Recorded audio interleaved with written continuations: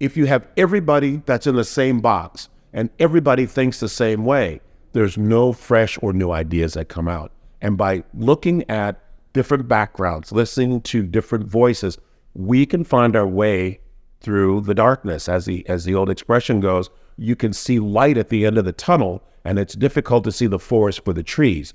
Well, by having everybody have a voice in it, it allows us to move the trees aside and see the direction that we're going.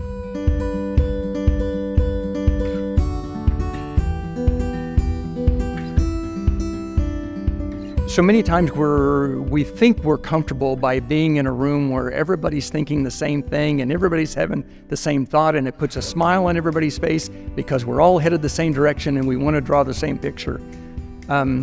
As a community, for example, in the community where I reside, right now we're working very hard to bring in all different types of voices that haven't necessarily been heard in the past. It's also really important that our country reflect all sorts of people.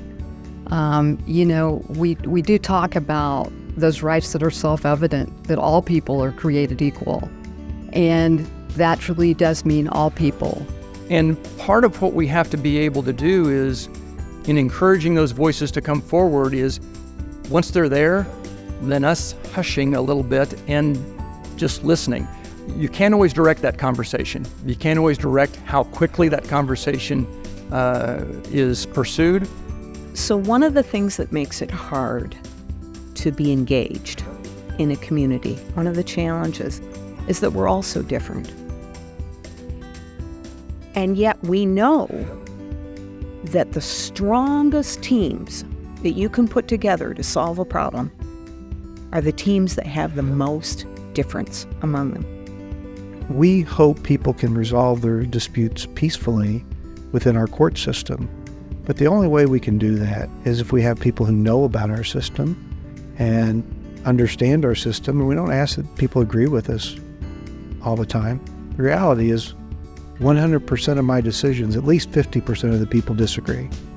So I'm not asking people to always agree with me, but I do think it's vitally important for people to understand how our system works, legislatively or judicially, have some basic understanding, and start digging around and asking tough questions.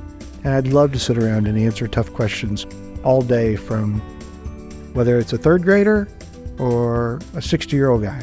I don't care who it is, but thoughtful, educated challenges us to do better as a nation. And fight for the things that are right. Never be afraid to have courage and step up and speak out on those things.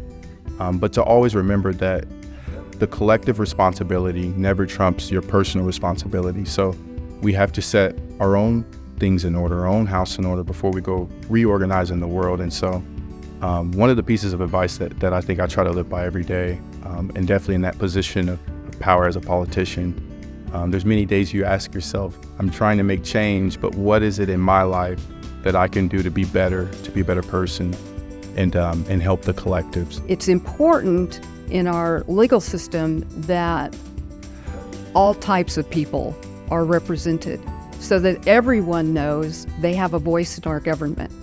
You know, it's hard when, for many years, people of color would come into a courtroom and only see white people in the courtroom, not see anybody who looked like them.